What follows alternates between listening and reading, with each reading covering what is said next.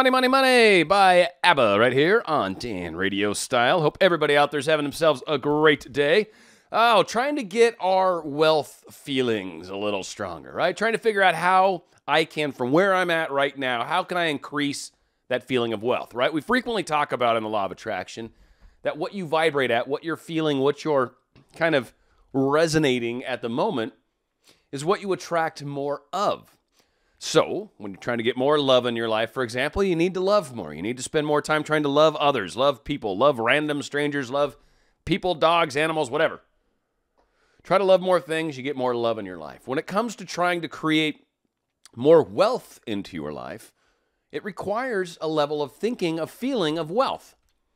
Well, when you're coming from a place where I don't necessarily have wealth, maybe, or when I don't have as much money as I'd like, or I'm woefully ill-prepared for financial things. You know, some people are looking to try to increase their wealth from a smaller standpoint. Some people are trying to increment it up. Maybe they're, you know, you're making $10,000 a month, right? And you're trying to figure out how I can ratchet it up to 12, 13, right?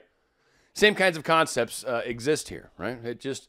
It scales. Everything scales. Everything's all about how you can kind of expand this level on top of itself, right? So maybe today you don't have quite as much as you are going to have. So today you're going to maybe imagine it a little smaller. You're going to imagine less than you might when you get down the road a little further and you're making more money. Then you're going to expand that level up even further. And you'll use these same concept, I think.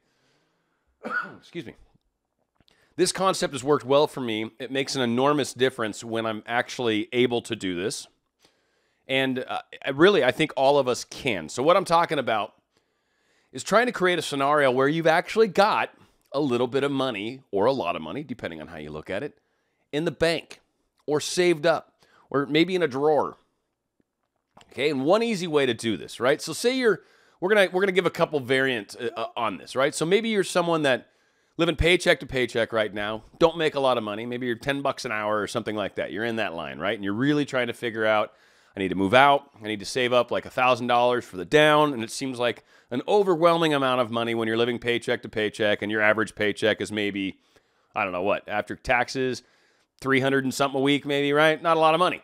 How the heck do I get $1,000? I mean, I'm paying 200 and some dollars with all my bills, and so I'm having a hard time. I don't have a lot of extra money. I don't know how I'm going to do this. So here's how you start to do this. What you do, maybe once a week. Maybe you go to Starbucks every day, right, and get a coffee. Maybe one day a week you don't. Maybe one day a week you do something different. Maybe you make tea from the grocery store. You make something else rather than getting that $5, $6 Frappuccino.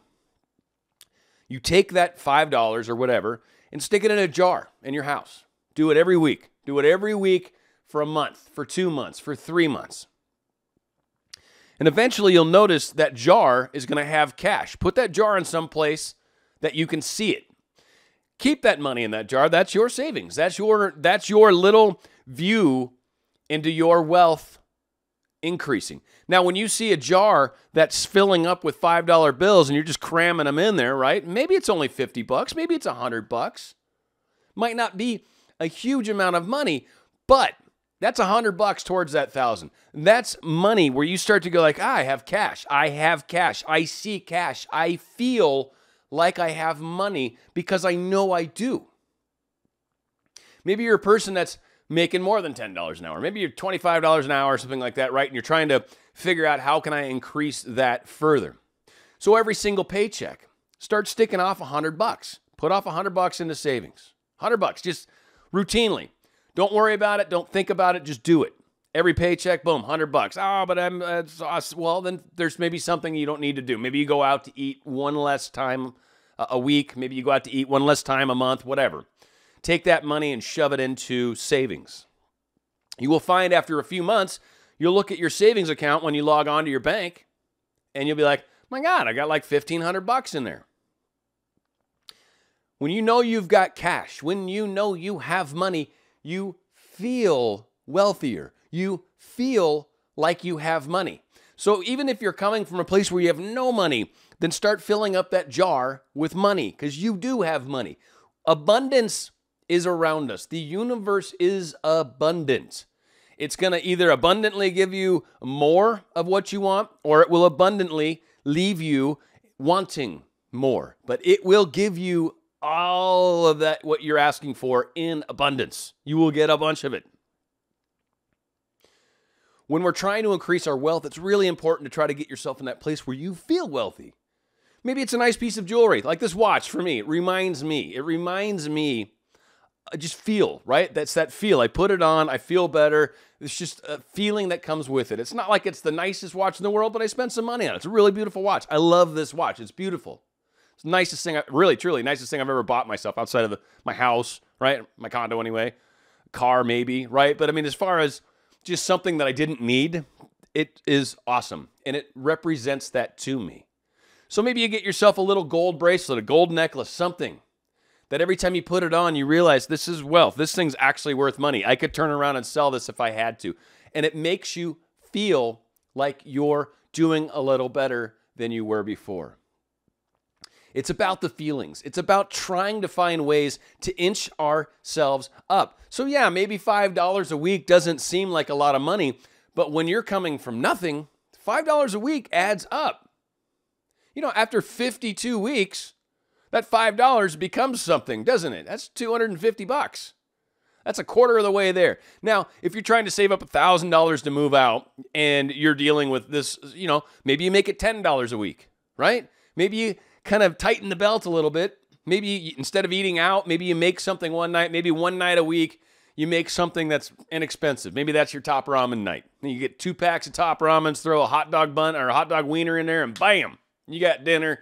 Yeah, it's not the greatest meal, but you just saved $7. Put that in your jar.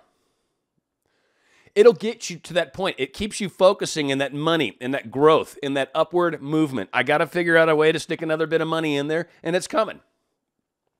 And what you'll find as you start increasing that savings, and by the way, I highly recommend having some money in savings always, always. Like I said, put cash in a drawer, I don't care. Have some money in a place for sure where you know you have money. Don't use it. Don't plan on using it. If you want to save up for something that you want to buy, then maybe even get a second account or start a second pile of money, but keep a pile of money. What they recommend is 3 months of bills in savings. As that's kind of like a good plan, right? That's Rich Dad, Poor Dad, all these people. They talk about having, 3 to 6 months even, really. But 3 months is pretty solid. If you got 3 months worth of cash where if something happened, you lost your job, whatever, you would be fine for 3 months, right? You would have time. You'd have that cushion. You would be able to survive. Now, what comes from that on top of just a general good plan for finances, on top of that, you have a pile of money that you know you have. If you have to, if something happened to your car and you had to dip into that 3-month money, you could. If something happened to a family member and you had to dip into that, you could. But if not, you've got that money that makes you feel wealthier, makes you feel like you have cash. When you feel like you've got money, you attract more of it. That's the part that's so hard. It's like I'm trying to attract money when I don't have any, so you've got a very lack focus, a little bit lack feeling. I don't have it, so therefore I need more of it. When you're coming at it from that standpoint, you push money away. You push money away. You're like the opposite pole of a magnet pushing the other side away where it just starts to slide away from the magnet, right? But when you have a little money, you flip that pole around, you flip that magnet around, now all of a sudden it's attractive. Now all of a sudden, money's starting to flow to you. Job opportunities may open up. Babysitting jobs may open up. Dog walking jobs may open up. A new career path may show itself with a nice little raise where all of a sudden now you're making an extra $500 a month or $1,000 a month or $3,000 a month or some sort of commission structure that allows you to easily increase your salary by going out and selling a specific product that now all of a sudden you're in love with because this is something that's just amazing. And when you believe in what you're selling, it's much easier to sell than when you're trying to sell crap to somebody. You know, you're trying to sell ice to an igloo, to an Eskimo, right? Yeah, it's kind of tough. They're like, yeah, we got ice all over, dude. Don't need your ice. Thank you very much. Or like they try to say, selling a pen to a pencil person, right? Or whatever, vice versa. It's a lot harder when you're trying to create something that's hard to believe, that's not in your realm of belief. So one of the easiest ways to get more money, more income, more flow, more love works for that too.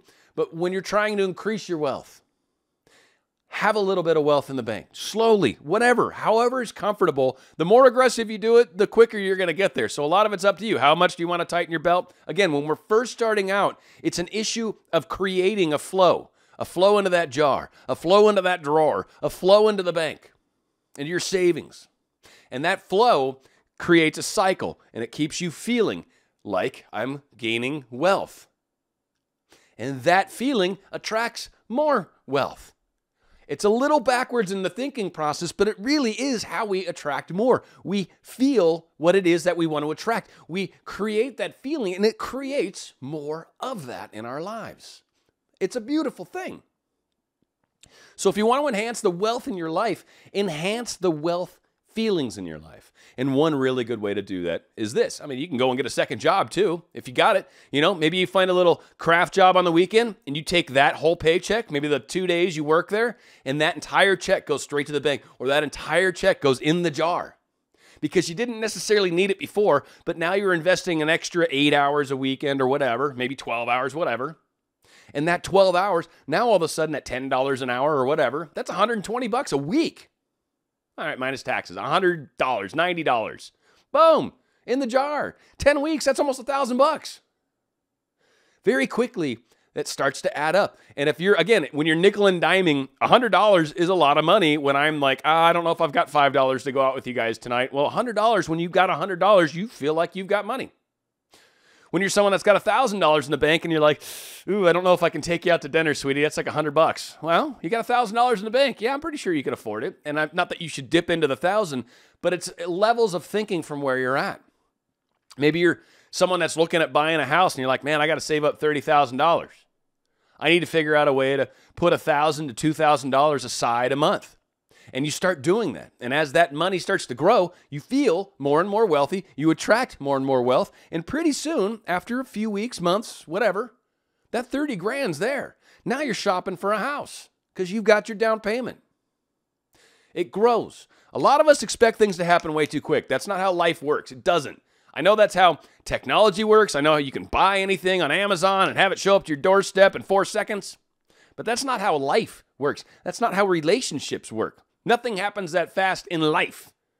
Technology, sure, we're so used to getting everything now, but there are some things that take time. It's that evolution, it's growth. We live, 80 years, 80 times 365 days. It's a lot of days. A lot of days to wake up and go, today's going to be a better day. Today's going to be a better day. Well, you do that 365 times 80. It's a lot of times. What, 24,000 times plus, right? I'm messing the math, I'm sure, but a lot of days. A lot of days. So these are the ways to kind of increase that feeling, increase that flow, increase that mojo. And believe it or not, before you know it, you've got money. And that will spark more. It continues more of that. It's fantastic. So if you want to feel more wealth, bam, that's how you're going to do it. I'm telling you. Now we're going out with a great song by a wonderful lady, I guess, really. She's kind of like the Oprah, really, when it comes to music back in the 80s. We're talking about Madonna, of course. And the song is Material Girl right here on Dan Radio Style.